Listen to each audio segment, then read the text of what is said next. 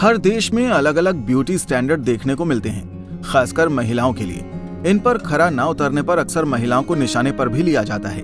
लेकिन अब जमाना बदल रहा है और महिलाएं खुद भी इन तय सुंदरता के पैमानों को तोड़ती दिखाई दे रही हैं। ऐसी ही एक महिला है हरनाम कौर।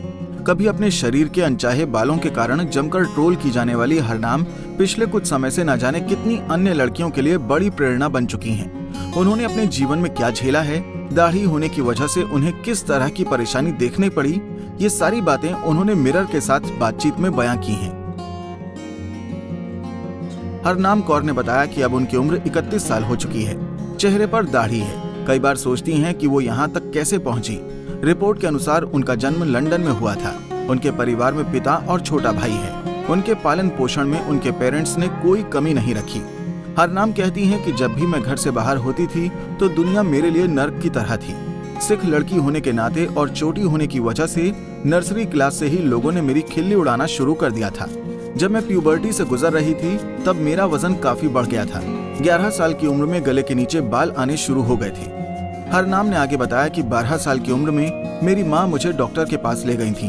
तब पता चला कि मैं PCOS से ग्रस्त हूँ। PCOS एक ऐसी स्थिति होती है जिसमें हार्मोन लेवल पर प्रभाव पड़ता है। इसमें महिलाओं को अनियमित माहवारी होती है, उनके चेहरे पर बाल उगते हैं और प्रेग्नेंट होने में दिक्कतों का सामना करना पड़ता है। उन्होंने बताया कि चेहरे पर दाढ़ी होने की वजह से मेरी माँ मुझे सैलून ले गई और मेरे चेहरे की वैक्स करवा दी। इस तरह का सिलसिला लगभग 4 साल तक चलता रहा। मेरी माँ को ऐसा लगता था कि अगर चेहरे के बाल हट जाएंगे तो मेरी स्कूल में कोई खिल्ली नहीं उड़ाएगा। माँ के कहने पर मैंने ऐसा किया, लेकिन स्कूल में मुझे सताए जाने का सिलसिला नहीं रुका। रिपोर्ट में हरनाम ने बताया कि मेरे चेहरे के बाल हर वैक्स के बाद मोटे हो रहे थे। एक समय के बाद मैंने अपनी माँ से कह दिया कि अब मैं वैक्स नहीं करवाऊंगी। माँ ने भी इस फैसले का सम्मान किया। 6 सप्ताह तक मैं गर्मियों में हॉलिडे पर रही। इसके बाद मेरे पूरे चेहरे पर दाढ़ी आ चुकी थी। हरनाम ने यह भी बताया कि जब उनकी उम्र 15 साल थी तो उन्होंने अपनी जान देने की कोशिश की थी। स्कूल में लगातार लोग उन्हें चिढ़ाते थे। स्कूल के बाद नौकरी मिलने में काफी दिक्कत हुई।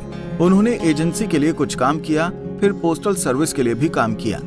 21 साल में हरनाम की सगाई हुई। उनके लुक को लेकर लड़के ने शुरुआत में कोई टिप्पणी नहीं की, लेकिन बाद में उसने कई तरह की शर्तें थोपना शुरू कर दिया। फिर लड़के ने यहाँ तक कहा कि अगर वो वर्जिन नहीं हुई तो वो छुपाएगा भी नहीं। इसके बाद हरनाम ने लड़के को जवाब देने का फैसला किया और शादी तोड़ दी। तब उनकी शादी में 2 ही महीने बचे थे। इसके बाद उन्होंने कभी पीछे मुड़कर नहीं देखा।